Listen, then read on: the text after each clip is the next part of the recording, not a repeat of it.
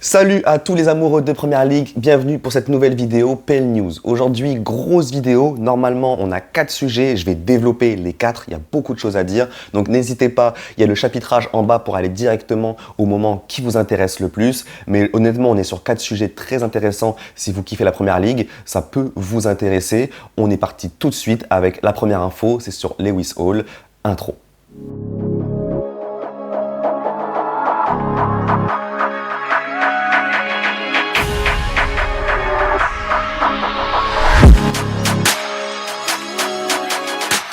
Évidemment frérot, si tu apprécies le concept, la vidéo et que tu as appris des choses, n'hésite pas à me le faire savoir en likant la vidéo ou en lâchant un petit commentaire. Merci à toi d'avance. On va commencer par le cas Lewis Hall. Je suis obligé d'en parler en long, en large et en travers puisqu'il y a tellement de vents contraires sur Twitter, tellement de choses mal interprétées aussi parce qu'il y a des reports qui sont faits qui sont pas faux mais qui sont mal interprétés et du coup ça emmène vers un mauvais raisonnement. Donc là, moi j'ai poncé le sujet vraiment les amis, je peux vous dire qu'il y a eu un vrai effort de fait, beaucoup de lectures pour pouvoir avoir une compréhension des événements et vous relater tout ce qui s'est passé tout simplement. Je vais vous expliquer, je vais vous narrer un peu tout ce qui s'est passé. Après, vous avez votre avis, vous me le mettez en commentaire. Moi, je vous donne mon avis et puis on en parle tranquillement. Il faut savoir qu'il y a un peu plus d'une semaine, le projet avec Lewis Hall, c'était de le prêter à Crystal Palace. Il restait 3 ans de contrat à Lewis Hall à Chelsea. Dans cette mesure, Lewis Hall, qui voulait absolument du temps de jeu, voulait bien partir en prêt, mais ne voulait pas forcément prolonger, puisque on le sait bien, son poste, auquel en tout cas il joue à Chelsea, latéral gauche, est bouché. Donc peut-être qu'il attendait plus de garanties par rapport à ça avant de s'engager long terme avec Chelsea. Donc ça, c'est le début de l'histoire. Ce qui va se passer ensuite, les amis, c'est que Chelsea va premièrement accepter de prêter Lewis Hall à Palace sans le prolonger et va ensuite changer d'avis. Ils vont ensuite lui dire « Attends, oui, ok, on va te prêter à Palace, mais en fait, on préfère vraiment que tu prolonges. » Même si Lewis Hall, ça doit être dit, n'était pas forcément chaud pour prolonger, il a quand même prolongé. Je veux dire, il a signé un contrat de 6+1. Donc déjà, tous ceux qui vont venir et me dire que Lewis Hall voulait quitter Chelsea et que pour eux, c'est le seul statement qu'ils ont, c'est Lewis Hall voulait partir, déjà, vous avez tort. Ton projet à la base, ce n'est pas de quitter Chelsea si tu signes un contrat de 6+1. Est-ce que vous vous rendez compte c'est quoi 6+1? Si tu signes ce contrat-là, c'est que Chelsea, tu as quand même envie de réussir là-bas et que ton projet à la base, c'est de ne pas quitter le club.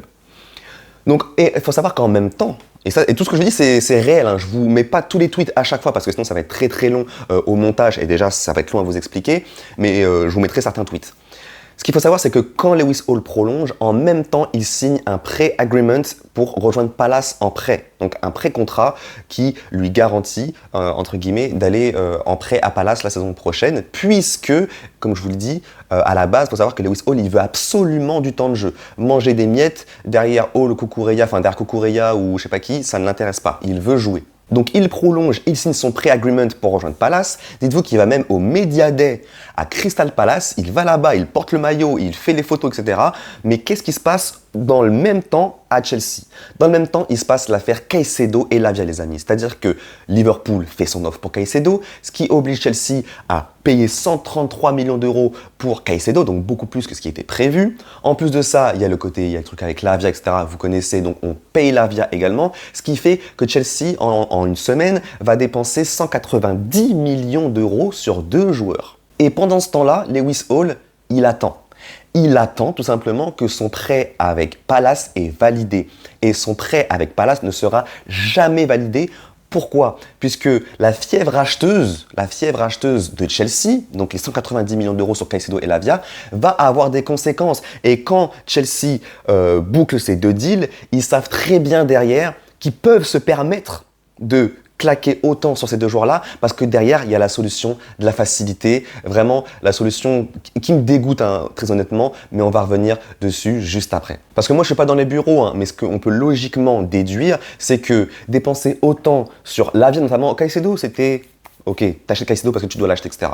Lavia, pour moi, on le sait tous, c'était pas un achat obligatoire. On peut être hypé ou quoi, mais c'était pas un achat obligatoire. Et je pense que dans les bureaux, ils se sont dit tout simplement, ok, là, ce qu'on fait, on met beaucoup d'argent sur Lavia, ça va nous obliger à vendre. Qu'est-ce qu'on fait pour vendre? Qu'est-ce qu'on fait pour avoir du cash rapidement et surtout, qu'est-ce qui va vraiment nous aider dans le fair play financier. Il faut savoir qu'un joueur de l'académie qui est vendu, c'est ce qu'on appelle du pur profit. C'est-à-dire que dans la balance, tu vends Lewis Hall, c'est que du bénéfice. Et c'est pour ça qu'aujourd'hui, pour moi, l'académie, ça me dérange énormément, mais la fièvre acheteuse de Chelsea, les gens qui payent les pots cassés, c'est l'académie, c'est la Cobham.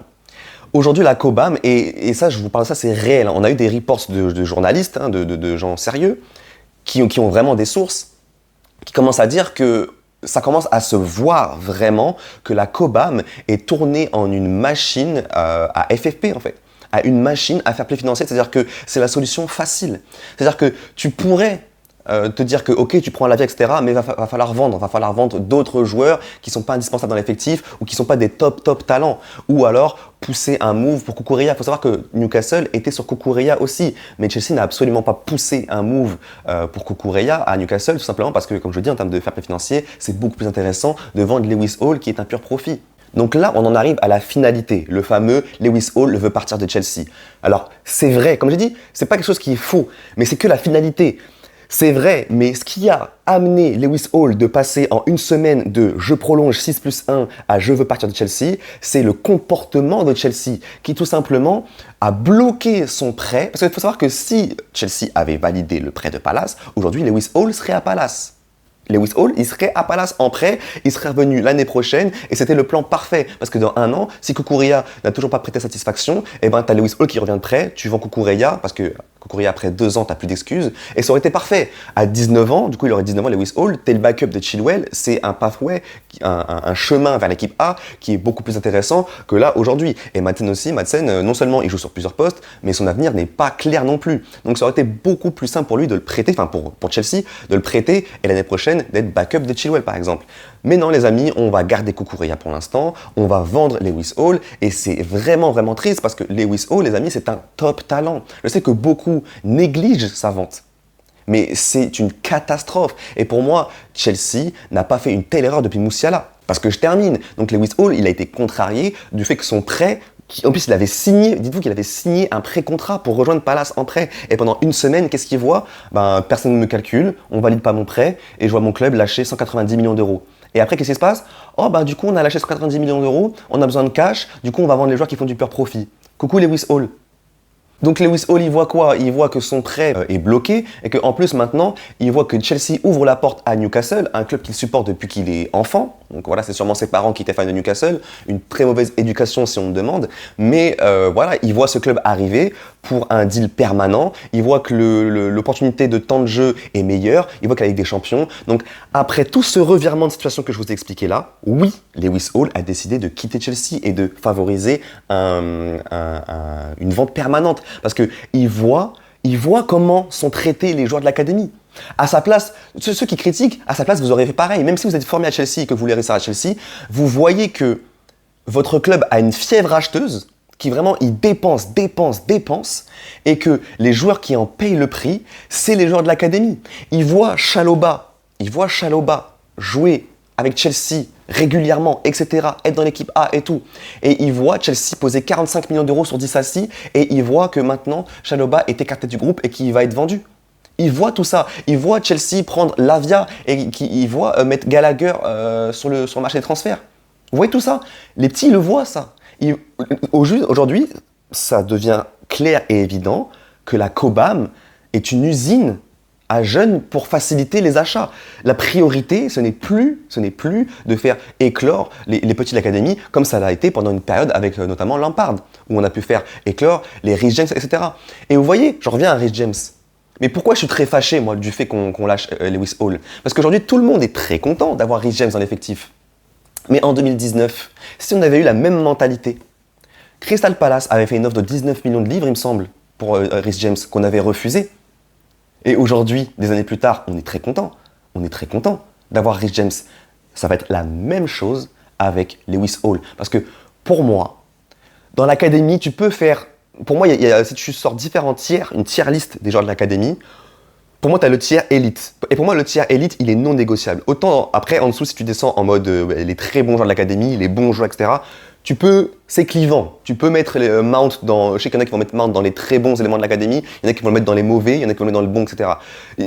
Abraham, pareil, il y en a qui vont le mettre dans le bon, il y en a qui vont le mettre dans le moyen, bref, c'est clivant. Par contre, pour moi, là, c'est dans les dernières années, peut-être que j'en oublie, hein, mais il y a 4 joueurs qui sont pour moi élites, vraiment élites, et qui ne doivent sous aucun prétexte, et qui n'auraient dû sous aucun prétexte être vendus. On a Musiala, qui est clairement un joueur, un talent élite, qui montrait même à l'académie et en équipe jeune d'Angleterre, il n'aurait jamais dû être libéré. Rich James, donc talent élite aussi, que lui on a conservé. Colwill, talent élite aussi, que lui on a conservé. Et pour moi, oui, je mets Lewis Hall dans la catégorie élite. Ce que ce petit a montré à 18 ans dans le pire Chelsea du siècle, on ne se rend pas compte. Et le petit là, il va exploser à Newcastle. Il va exploser à Newcastle. Là, je ne vous dis pas peut-être, je vous confirme qu'il va exploser. Parce qu'il y a des choses, quand tu sais, tu sais. Ce petit-là, le talent qu'il a montré, c'est un top talent. C'est un talent spécial. Et pour des raisons financières et purement financières, là on n'est pas dans le sportif, hein, on n'est que dans le financier, il faut rentrer de l'argent facile et rapidement. On va vendre ce talent-là 30 millions d'euros. 30 millions d'euros pour ce talent-là. Sans clause de rachat, sans pourcentage à la revente, ça, on n'a pas les confirmations, mais vu comment Winstanley gère nos délires, c'est sûr que ça va être comme ça. On s'en débarrasse. On s'en débarrasse. Un talent comme lui. On va le regretter, c'est sûr et certain. Ceux qui négligent son talent, juste vous verrez. Juste vous verrez. Et dites-vous à quel point c'est une dinguerie que je ne suis pas fâché pour rien. Dites-vous à quel point c'est une dinguerie. Pour ceux qui ont Twitter, est-ce que vous avez déjà vu Ben Jacobs donner son avis quand il reporte une news? Genre lui dire oh ça c'est bête, oh c'est ballot, oh c'est très très bien. Jamais il donne son avis. Il relate la news, il donne l'info et basta. Dites-vous que là, même Ben Jacobs, quand il communique sur le deal Lewis Hall, il dit a shame for Chelsea, genre soit c'est une honte ou alors c'est dommage, etc. Genre même lui il se dit mais attends mais c'est une dinguerie. Lewis Hall, on a tous vu le talent, le vendre sur un deal permanent, c'est une dinguerie. Chelsea fait une dinguerie. Notre fièvre acheteuse, c'est la Cobham qui en paye les pots cassés. Et à la limite, je peux l'entendre sur des éléments qui ne sont pas élites, donc comme Chalobah. Chalobah Disasi, je peux l'entendre. Même Lavia Gallagher, je peux l'entendre, même si je préfère Gallagher reste par rapport à comment Pochettino l'utilise. Mais Lewis Hall, qui est clairement un talent hors du commun, non. Il doit avoir des limites sportivement. Tu ne peux pas te dire que tu vas prendre Lavia et tu vas évacuer Lewis Hall. On verra, on va le regretter. Nous les amis, on va essayer de poursuivre cette vidéo PL News. J'ai mis 3 ans sur Lewis Hall, mais il y a aussi d'autres actus. Et notamment, on a du coup l'alternative qu'a trouvé Liverpool à Romeo Lavia. C'est donc Wataru Endo. Je crois que je l'ai trop bien dit honnêtement, mais voilà, franchement c'est un joueur très intéressant qui a déjà 30 ans. Je pense que c'est très surprenant pour les fans de Liverpool de se dire que quoi, il a 30 piges, on va prendre un joueur qui est aussi vieux, alors que tu as échoué avec un joueur qui avait 19 ans, donc là, quelle est la logique?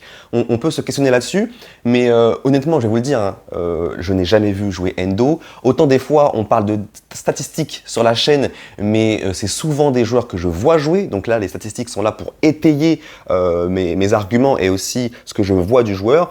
Là, je le dis à l'avance, on est sur de la totale interprétation de stats. On va essayer de s'intéresser à lui pour savoir ce qu'il vaut, mais on n'est pas sur déterminer ce que vaut le joueur que à travers les stats. Je ne l'ai jamais vu jouer, je ne peux pas savoir ce qu'il vaut, mais on va être sur l'interprétation de data tout simplement. Et on peut voir que donc Wataru Endo, qui joue donc en Bundesliga depuis plusieurs saisons maintenant à Stuttgart. L'année passée, il a donc 7 de notes sur tous les matchs de Bundesliga, c'est bien. On peut voir également qu'il a joué 33 matchs, 33 titulaires, 89 minutes. Donc ça, déjà, c'est un truc qui nous dit que c'est un joueur fiable. C'est un joueur fiable, un joueur solide qui est là, qui répond présent à tous les matchs. Donc ça, c'est une qualité. On a 5 buts, il surperforme en plus ses XG, donc ça c'est bien, il a un sens du but. Et moi, ce que je remarque en fait, c'est que même si sur sa heatmap, on voit qu'il touche plus de ballons bas sur le terrain, on peut voir aussi que c'est un joueur qui, je l'ai vu dans certaines formations de Stuttgart, est soit habitué à jouer dans un double pivot, soit 8 dans un 4-3-3 en fait. Donc tu as une pointe basse qui n'est jamais Endo. Quand il y a pointe basse, il fait partie des 2-8. Donc on est sur un joueur qui est pour moi quand même un milieu de terrain mais plutôt offensif, alors que Liverpool cherchait un 6. Donc ça, c'est un peu un questionnement. Après, on va voir dans ses qualités que je pense qu'il peut aussi répondre à ce rôle de 6 parce qu'il a la qualité technique et de duel pour répondre à ce poste-là.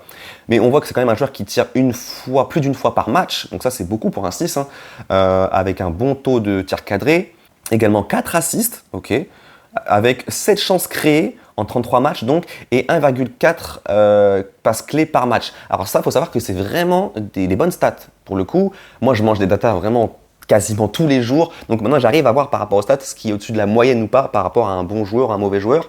Et honnêtement, sur 33 matchs de championnat, 7 occasions créées, 1,4 passes clés par match, c'est vraiment des belles stats. Et c'est pas les stats d'un 6, hein. C'est vraiment les stats d'un joueur qui est plus avancé sur le terrain. Donc on est sur un joueur qui a une belle qualité technique, donc ça c'est rassurant aussi pour les fans de Liverpool. Après, on voit les stats défensives, on voit que notamment 0,8 interceptions par match, 2,1 tacles par match, 0,6 possessions gagnées, ça c'est dans le dernier tiers, c'est pas précisé là, mais c'est dans le dernier tiers. Donc on voit un joueur qui a la fougue. Ça tu peux le lire à travers les stats, c'est un joueur qui se donne 2,1 tacles par match, c'est beaucoup, 0,6 aussi c'est au-dessus de la moyenne en possession gagnée dans le dernier tiers, et 1,8 dégagements par match. Non, on est sur un joueur qui je pense a une belle fougue. Et même si j'ai pas vu jouer ce joueur, je me rappelle d'avoir vu un match de lui, c'était à la Coupe du Monde, il me semble que c'était Croatie-Japon. Il avait fait un match de taré. Si vraiment je me trompe pas que c'est lui, au milieu de terrain, il y avait un joueur qui a fait un match de fou, et il me semble que c'était lui. Et tu sens l'activité de zinzin, le mec courait partout. Après, le Japon à la Coupe du Monde, tout le monde courait partout. C'était vraiment une équipe de samouraïs pour le coup. Mais lui, vraiment, il m'avait impressionné sur ce match-là, Wataru Endo, et je pense que c'est lui qui avait fait ce match contre la Croatie, un très très gros match. Donc ouais, je pense que honnêtement, c'est un vrai battant, et en termes d'intensité, par rapport à la première ligue, ça, il va pas dénoter. Et ensuite, en termes de duel, donc ça voilà, c'est intéressant. 4,6, il gagne la moitié de ses duels, c'est des bonnes stats. C'est des bonnes stats. 4,6, c'est vraiment des bonnes stats, c'est un montant qui est important. Et on voit que aussi, en termes de duel aérien, c'est vraiment pas mauvais. 2,3 duels aériens par match, 58% de réussite. Il doit être grand, j'ai même pas vu sa taille. C'est quoi sa taille? 1,78 seulement. Et franchement, pour 1,78, il fait ma taille le boug. Il fait ma taille. Et il a ces stats-là dans duel aérien, ça montre que c'est un mec qui y va. Hein. Ça montre vraiment que c'est un mec qui y va en termes de duel. Ses stats sont vraiment, vraiment bonnes. On va faire un tour vite fait sur ses stats FBref. Je sais qu'on aime beaucoup ça aussi. Voilà, on est déjà sur le compartiment défensif. On voit que, ouais, vous voyez, en duel aérien, c'est vraiment dans les 5 meilleurs, dans les 5% meilleurs des milieux de terrain en Europe. C'est très fort. Hein. C'est très fort. Également défensivement, on voit qu'il est là. Techniquement, c'est pas excellent, mais c'est pas alarmant. Après, c'est vrai que pour un 6, avoir 80% de passes réussites, c'est pas élite. Mais à voir si il peut pas être soulagé aussi dans la construction du jeu par des joueurs comme Szoboszlai et comme McAllister qui peuvent aussi descendre pour faire le jeu. Donc peut-être qu'il n'aura pas cette responsabilité-là seul. Il sera pas vraiment... Parce que Fabinho, il avait une telle technique et un tel jeu de passe que lui, il pouvait descendre seul entre les défenseurs pour orienter le jeu sans souci. Il avait un très bon jeu de passe. Peut-être que Endo sera capable de le faire moins efficacement et moins proprement. Mais écoutez, c'est pas non plus catastrophique comme data. 80% de passes, en fait, c'est la limite, quoi. C'est la limite. Et offensivement, on voit qu'il a des stats, c'est pas les stats d'un 6, encore une fois, c'est les stats d'un 8, d'un joueur qui a une appétence pour l'offensive. Et enfin, si je compare avec Romeo Lavia, on peut voir ici que voilà, ces deux profils, là vous passez de deux profils qui sont assez différents quand même. Comme je dis, pour moi, Lavia, c'est vraiment un joueur, un 6 très bas. Et en plus, même si la comparaison n'est pas forcément très pertinente, parce que Lavia, avec Southampton, il a joué très très bas toute la saison parce que son équipe était constamment dominée. Donc il a été bas. Il n'avait pas le choix d'être bas sur le terrain. Alors qu'en plus de ça, notre ami Endo, c'est un joueur qui apparemment aime bien l'offensive. Donc on est sur deux joueurs qui n'ont pas les mêmes, qui n'ont pas joué dans les mêmes zones de jeu cette saison. Mais on voit notamment que en termes de key passes et de passes progressives, Endo c'est bien meilleur. Et je pense que c'est aussi dû à ça, c'est que lui il a pu jouer beaucoup plus haut qu'a pu le faire Lavia cette saison. Donc en termes de potentiel, je pense que Lavia a largement le potentiel pour éclater Endo et ce qu'il a fait sur sa carrière. Mais là, actuellement, peut-être que le joueur le plus intéressant au moment T, c'est peut-être Endo. Hein. Quand je vois, moi, ses stats offensives m'impressionnent, je pense qu'il peut vraiment faire des belles choses. Donc, à voir. Franchement, à voir. On peut être sur un deal un peu à la Mudryk Trossard, tu vois. Certes, Chelsea a pris le plus gros potentiel, mais mais Arsenal a pris le joueur ready tout de suite, qui a apporté tout de suite et qui a fait des stats tout de suite, tu vois. Donc, peut-être que ça va être pareil avec Endo. Peut-être que cette saison, Endo sera meilleur que Lavia. Mais dans 2-3 ans, ce sera sûrement pas le cas. Ensuite, les amis, on va s'intéresser à Jérémy Doku qui est sur les tablettes de City et qui devrait signer à City. Et là, mes amis Citizen, vous pouvez être enthousiastes, je pense. Du coup, Doku, c'est un joueur que j'ai beaucoup plus vu jouer que Endo. Forcément, on s'intéresse un minimum à la Ligue 1. Après, j'ai pas vu plus d'une douzaine de matchs de Rennes la saison passée, je vais pas vous mentir. Mais déjà, en une douzaine de matchs, tu peux avoir une première impression sur Doku. Et c'est celle que c'est un joueur qui est vraiment, vraiment percutant. On va se pencher aussi sur ses stats également. Donc on peut voir que notre ami Doku, moi je pense que City ne s'y trompe pas. Hein. On est sur un joueur qui a une très bonne note globale sur la saison en Ligue 1 la saison passée. Ailier assez polyvalent, moi je l'ai assez vu jouer à gauche hein, d'ailleurs, mais il est plus du côté droit. On est sur... Alors ça c'est parce qu'il a dû être blessé, hein, parce qu'on voit qu'il a joué 29 matchs, 13 titulaires seulement, 44 minutes par match. Est-ce que c'est parce qu'il a été blessé ? Ouais, bah écoutez, il n'a pas été blessé plus que ça. Donc il a eu des minutes assez limitées, c'est bizarre. Mais en termes de talent, moi je pense qu'on y est. Hein. Quand je vois que tu performes autant tes XG, 2,69 et tu mets 6 buts, ça c'est fort. Déjà ça c'est très très fort. En termes d'assist, 2. En termes d'occasions créées, donc 6 en 13 matchs démarrés. Donc ça, c'est vraiment, vraiment intéressant. On est sur un joueur qui provoque beaucoup, qui a certes beaucoup de déchets, un peu comme... En fait, Doku, ça me fait penser un peu à Madueke, si tu veux. C'est un joueur qui est beaucoup dans la percussion, dans la provocation, dribbleur avec des appuis très solides, mais dans le dernier geste, des fois, il y a un peu de déchets. C'est ce qui peut être un peu regrettable, mais qui se travaille. Hein. Il a 21 ans seulement. Ouais, les dribbles, ça peut être intéressant, les dribbles. 66% de dribbles, 3,3. Ouais, ça, c'est impressionnant. Ça, c'est impressionnant, même dans le duel. Franchement, dans le duel, 5,4, 61%. Ça, c'est vraiment des joueurs, comme j'ai dit, hein, avec des appuis de malade. C'est-à-dire que c'est un joueur, même si son dribble va pas être hyper tranchant, hyper précis, il va savoir se servir de son corps, pour gagner son duel, en fait, tout simplement. Ok, j'ai poussé mon ballon un peu bizarrement et tu peux l'avoir, mais attends, je mets mon corps en opposition et en fait, tu l'as pas. C'est ça qui est très fort avec Doku et ça me fait penser aussi à Madueke sur ça. Donc, non, franchement, on est sur un joueur intéressant. Si on voit ses stats FBref, on voit que c'est très impressionnant en termes de... là où tu l'attends en fait, les stats offensives, les stats techniques, c'est exactement là où tu l'attends et c'est là où il est excellent. Après pour un ailier, 82% de passes réussies, pour moi c'est un bon chiffre, honnêtement ça correspond qu'à 49% des meilleurs joueurs ailiers à son poste, mais honnêtement moi 82% pour un ailier, parce qu'ils font beaucoup de passes à risque quand même, et pour moi 82% c'est un bon chiffre. Donc tu as une bonne base technique clairement à s'appuyer dessus. On le voit, il défend pas plus que ça, mais pour moi, ça, c'est pas trop un problème. Je pense pas que Mahrez avait des stats bien meilleures en défense. Et puis, de toute façon, jouer sous Guardiola, ça peut aussi motiver à défendre un peu plus. Et il a les qualités physiques, pour moi, pour donner davantage sur le terrain et pour défendre davantage. Donc, pour moi, ça, c'est pas un problème. Tu vois que par rapport à ce que tu l'attends, en termes de création, en termes de dribble, en termes de j'efface un joueur en 1 contre 1, etc., sur mon côté, là-dessus, Doku est très intéressant, très, très fort. Donc, il y a vraiment un gros potentiel à développer. Et si on peut voir également une petite comparaison avec Mahrez, allez, on fait une petite comparaison avec Mahrez, on peut voir que en bleu c'est Doku en fait. En bleu c'est Doku et on peut voir que ouais, c'est élite dans tout ce qui est création. On voyait dans action offensive, dans key passes, dans carries, dans le fait de porter le ballon vers l'avant, dans dribble. Ouais, c'est élite quoi. Après, c'est sur un échantillon plus court que Mahrez, parce qu'il a joué moins de matchs titulaires, etc. Et c'est un moins haut niveau. Mais la base, pour moi, sur Doku, à développer est vraiment, vraiment hyper intéressante. Donc, c'est un gros coup de la part de City. Les amis, on finit cette vidéo avec Arsenal et David Raya. Alors, je sais que moi, je me suis exprimé un peu sur les réseaux aussi, mais je vous ai dit, pour moi, et même sur mes vidéos précédentes, j'avais dit à un moment que pour moi, il n'y avait pas de suspense, il n'y avait absolument aucun suspense entre Raya et Ramsdale.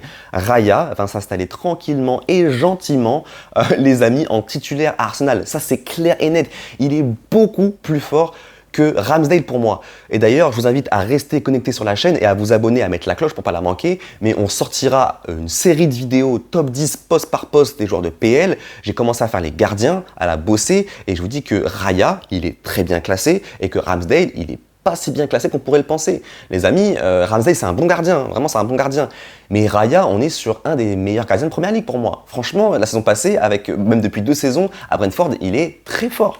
Il est vraiment très fort. Donc, non, franchement, pour moi, il n'y a pas de suspense. Et quand tu vois que c'est un prêt avec une option d'achat à 30 millions d'euros, chapeau, le deal est vraiment très très propre. Vous allez voir qu'il va très vite s'installer dans les cages. Il va faciliter le jeu d'Arsenal, notamment sur le jeu long. Jeu long, jeu court, il va permettre à Arsenal d'aller chercher loin, d'aller chercher notamment Havertz quand il jouera à 9, de pouvoir un peu faire souffler le jeu et de faire monter le bloc. Mais tu peux aussi jouer court avec lui et faire une construction un peu plus moderne, entre guillemets, dans le football. Et sur sa ligne, il est aussi meilleur que Ramsdale. Pour moi, les amis, il y a zéro suspense. Il n'y a pas un compartiment, pour moi, où je vois Ramsdale meilleur. Peut-être le jeu aérien, et encore, même si Raya est plus petit que Ramsdale, honnêtement, il a un excellent sens du timing et des très bonnes sorties.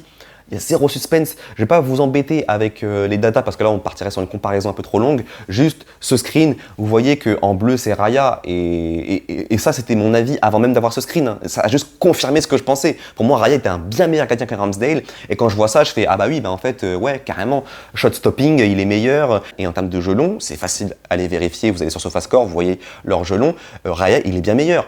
Donc à un moment donné il n'y a pas de suspense. C'est vraiment un meilleur gardien. Voilà les amis, j'en ai fini avec cette vidéo qui était archi longue, je suis désolé, mais voilà, des fois j'ai besoin de développer, de m'exprimer, donc mais je vous rassure, il n'y aura pas que des vidéos longues comme ça. À très très vite les amis, la prochaine vidéo ce sera sûrement les avant-matchs pour ce week-end, donc restez connectés. À très bientôt sur FrenchPL. Ciao.